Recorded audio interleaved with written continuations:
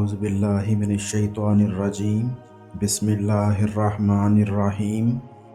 اللہ جب اپنے کسی بندے سے خوش ہوتا ہے اسے نیک اعمال کی توفیق بخش دیتا ہے۔ بندہ جب گناہ یعنی اللہ اور اللہ کے رسول مقبول صلی اللہ علیہ وآلہ وسلم کے حکم کے خلاف قول و فعل کرتا ہے، اللہ ناخوش ہوتا ہے۔ بعض گناہ ایسے ہوتے ہیں جو اللہ کی عنایت کردہ نعمتوں کو بدل دیتے ہیں۔ بعض گناہ ایسے ہوتے ہیں جو بلا اتارتے ہیں۔ ہر بلا جو بندے پہ نازل ہوتی ہے گناہوں ہی کے باعث ہوتی ہے۔ بعض گناہ ایسے ہوتے ہیں جو عصمتوں کو چاک کر دیتے ہیں۔ بعض گناہ ایسے ہوتے ہیں جو ندامت کا باعث بنتے ہیں۔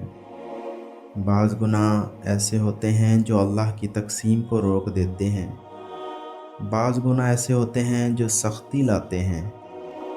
بعض گناہ ایسے ہوتے ہیں جن کے باعث بندے دشمن بن جاتے ہیں۔ بعض گناہ ایسے ہوتے ہیں جو دعا کو واپس کر دیتے ہیں، یعنی جن کے باعث اللہ بندے کی دعا قبول نہیں فرماتا۔ بعض گناہ ایسے ہوتے ہیں جو آسمان سے بارش روک لیتے ہیں۔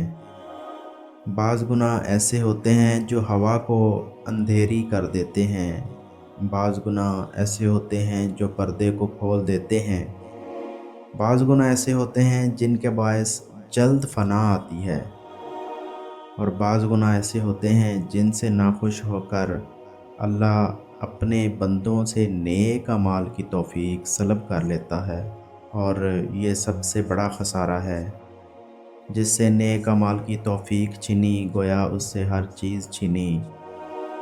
اللہ ہمیں ہر گناہ پر سچی اور پکی توبہ کی توفیق عنایت فرمائے، اور اپنی رحیمی و کریمی کے صدقے ہم سے کسی بھی نیک اعمال کی توفیق کبھی سلب نہ کرے۔